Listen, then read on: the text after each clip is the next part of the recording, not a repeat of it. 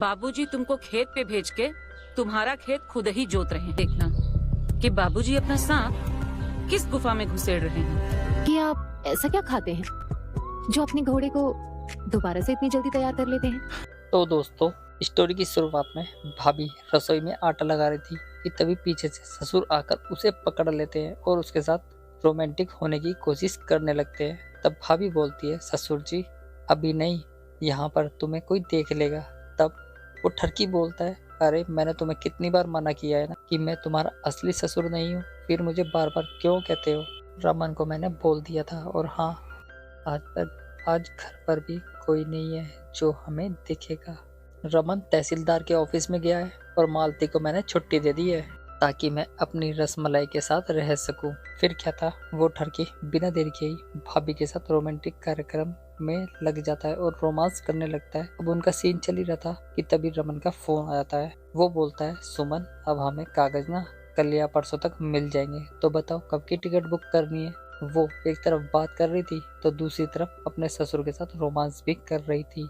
इस पर भाभी बोलती है, आप पहले घर आ जाइए, तब मिल कर दोनों तय करते हैं। और हाँ, आते वक्त बाबूजी के लिए रसमलाई भी लेकर आ जाना। इतना बोलकर वो फोन कट कर देते हैं।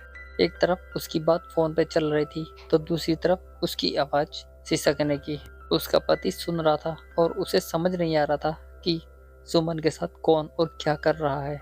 लेकिन सुमन तो वो चाह रही थी जो उसके साथ हो रहा था। आज उसे वो सुख मिल रहा था जो आज तक उसके पति ने कभी नहीं दिया था। एक तरफ तो ठरकी बुड्ढा अपने काम पर लगा हुआ था तो दूसरी तरफ रमन भी घर की तरफ बढ़ रहा था और अचानक ही वो घर पर पहुंच जाता है। वो जोर जोर से दरवाजा खटखटाने लगता है और बोलता है, सुमन दरवाजा खोल दो, नहीं तो मैं दरवाजा तोड़कर अंदर आ जाऊंगा क्योंकि मुझे बहुत तेज वॉशरूम लगी है। सुमन बोलती है, अभी खोलती हूँ। लेकिन वो ठरकी बुड्ढा अपनी बहू को छोड़ने का नाम नहीं ले रहा था। वो उसके साथ रोमांटिक सीन बनाने में लगा हुआ था। यहाँ पर हमें पूरा 15 मिनट का एक तगड़ा वाला सीन देखने को मिलता है। यहाँ तक कि उसके पति ने उस ठरकी बुड्ढे की आवाज भी सुन ली थी, लेकिन वो रुकने का नाम नहीं ले रहा था। तभी उसे जोर से गुस्सा आता है और वो दरवाजा तोड़ने वाला था कि सुमन अपने कपड़े पहनकर दरवाजा ओपन कर देती है। उसका पति चारों तरफ देखने लगता है कि घर में कौन था, लेकिन वो तो घर में छुप गया था, उसे कोई भी दिखाई नहीं देता। उसकी पत्नी भी बोलती है, यहाँ कोई नहीं था, यहाँ तो मैं बाथरूम में थी, इसलिए दरवाजा खोलने में थोड़ी देर हो गई। इस बार सुमन बच जाती है। नेक्स्ट मॉर्निंग रमन बाहर खड़ा हुआ था, तभी मालती उसके पास आती है और बोलती है, क्या हुआ रमन, काफी परेशान से लग रहे हो, क्या मेरे बारे में चिंतित हो? यहाँ से जाने के बाद मुझसे कैसे मिलोगे? तब रमन बोलता है, नहीं मालती, ऐसी कोई बात नहीं है, मैं तो अपनी पत्नी की वजह से परेशान हूँ। यहाँ पर वो अपनी नौकरानी से बोलता है, मालती हमें शक है कि यहाँ पर सुमन का किसी के साथ चक्कर जरूर चल रहा है। फिर हमें एक बात भी समझ नहीं आती, वो तो घर से बाहर जाती तो उसका चक्कर किसी के साथ कैसा हो सकता है। यहाँ पर मालती उसे समझाती है और बोलती है, कोई बाहर का बंदा नहीं है, वो घर का ही है। तब रमन बोलता है, मेरे और बाबूजी के अलावा यहाँ कोई नहीं है। तब मालती बोलती है, हाँ मुझे पता है, लेकिन बाबूजी तुम्हें खेत पर भेजकर तुम्हारा खेत खुद ही जोत रहे हैं। ये सुनकर तो वो काफी गुस्से में आ जाता है। तब वो बोलता है, क्या बकवास कर रही हो मालती, मैं तुम्हारी बात पर क्यों विश्वास करूं? विश्वास नहीं है ना, तो आज खेत जाने के बहाने घर में ही कहीं रुक जाना, फिर देख लेना बाबूजी अपना सांप किस गुफा में घुसेड़ रहे हैं। अब रमन इस बात का पता लगाने के लिए अपनी पत्नी से बोलता है, आज मैं कहीं जा रहा हूँ, तो ऐसा करना तुम खाना खा लेना और बाबूजी का भी ध्यान रखना।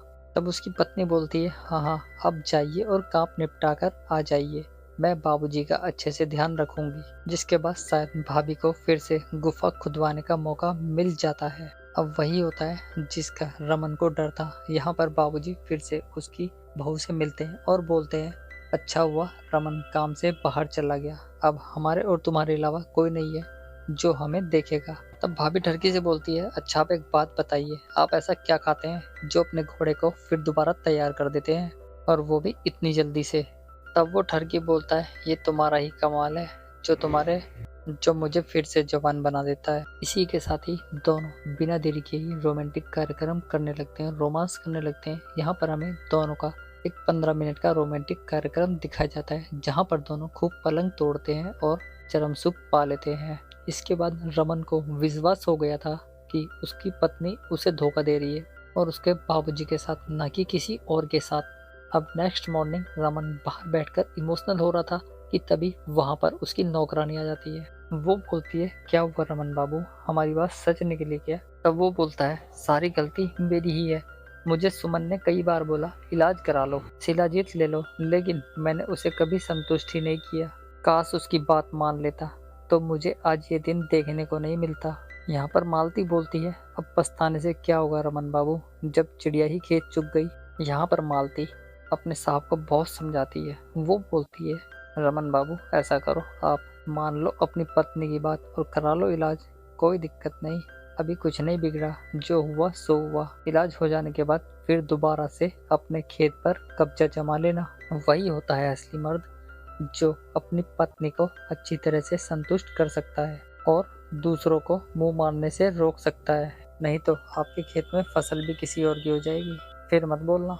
फिर क्या था, वो अपनी पत्नी की जगह मालती को ही रूम में ले जाता है, बोलता है बहुत ज्यादा मजाक उड़ा रही, आज दिखाता हूँ तुझे असली मर्द बनकर। फिर क्या था, वो जबरदस्ती मालती के साथ रोमांटिक कार्यक्रम करने लगता है, रोमांस करने लगता है। यहाँ पर हमें दोनों का एक जबरदस्त वाला सीन दिखाया जाता है। यहाँ पर वो मालती से बोलता है, मैं मर्द हूँ, असली मर्द, देख लिया ना तूने आज। जिसके बाद यहाँ पर वो उसे सुख दे देता है। आज जो सुख मालती को मिल रहा था, वो सुख उसे उसकी पत्नी को मिलना चाहिए था। इसी के साथ ही हमारा ये एपिसोड खत्म हो जाता है। तो मिलते हैं नेक्स्ट वीडियो में, तब तक के लिए धन्यवाद।